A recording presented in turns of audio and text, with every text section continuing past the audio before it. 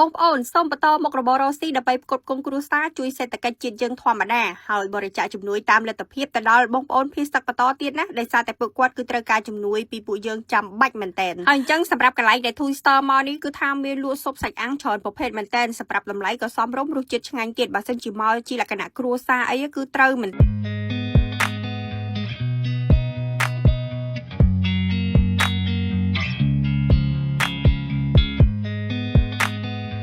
សម្រាប់ទីតាំងហាងដែល Toy Store មកគឺមានឈ្មោះថា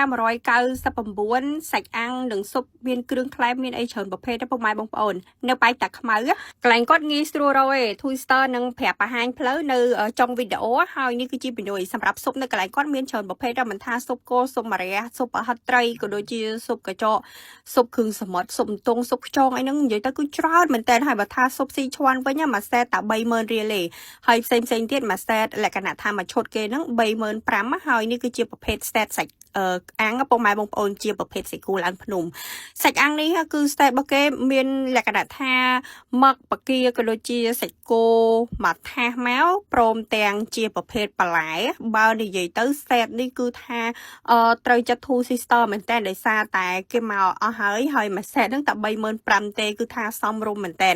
សម្រាប់ Two Sister វិញនៅពេលដែលទៅដល់ recommend ពុកម៉ែបងប្អូនឲ្យញ៉ាំសាច់អាំងកុំភ្លេចញ៉ាំសាច់អាំងដោយសារសាច់អាំងនៅកន្លែងគាត់គឺថាអាំងក្តៅទៅឆ្ងាញ់ហើយនេះគឺជាប្រភេទស៊ុបដូចពុកម៉ែបងប្អូនបានឃើញអញ្ចឹងស៊ុបគឺមានច្រើនប្រភេទអញ្ចឹងសម្រាប់ស៊ុបអន្ទង់នេះគឺអត់ភ្លេចទេជាមួយនឹងទឹកដោះគោយើងចាក់ទឹកដោះគោទៅពុកម៉ែបងប្អូនហើយបន្លែស៊ុបអន្ទង់គឺអត់មានទៅណាពីតយងជ័យទេគឺត្រូវជាតិគ្នាណាសម្រាប់ទឹកជ្រលក់វិញគឺជាប្រភេទទឹកអំពិលទុំដែលត្រូវជាមួយនឹងសាច់អន្ទង់នឹងមែនតែនហើយខាងនេះគឺជាប្រភេទស៊ុបស៊ីឈ្វាន់ដែលមួយសេតរបស់គាត់នឹងតែ30000រៀលគឺសមរម្យមែនតែន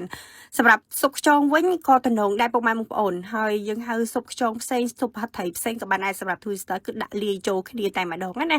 ព្រោះថាស៊ុបនេះនៅពេលដែលយើងញ៉ាំក្តៅទៅគឺមានកម្លាំងជាពិសេសយើងមកជាលក្ខណៈគ្រួសារពុកម៉ែបងប្អូនលក្ខណៈគ្រួសារយើងហៅស៊ុបហៅសាច់អាំងទៅគឺថាមកល្មមហើយគេប្រើមីជាតិទេពុកម៉ែបងប្អូន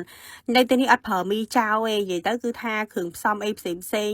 មីទឹកដោះគោអីគឺសិតតែរបស់ខ្មែរ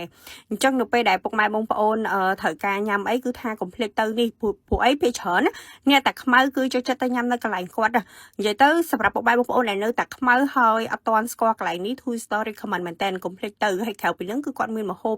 គ្រឿងក្លែមអីផ្សេងទៀតនេះគឺជាកសោមដោះគោអាំងពុកម៉ែបងប្អូនជ្រលក់ជាមួយនឹងទឹកបោះហុកទៅចូលជាតិមែនតើ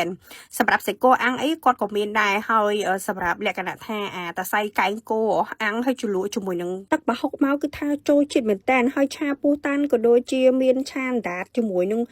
លក្ខណៈថាក្រងអីហ្នឹងគឺសិតតែគ្រឿងក្លែមតំណងរួមផ្សំជាមួយនឹងនេះតិច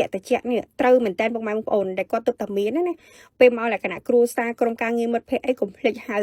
អានឹងមកធោពីធោទៅហើយនេះគឺជាទីតាំងផ្លូវរបស់គាត់យើងជិះពីវងមូតាម៉ៅពុកម៉ែបងប្អូនហើយនេះចូលតាមជ្រក់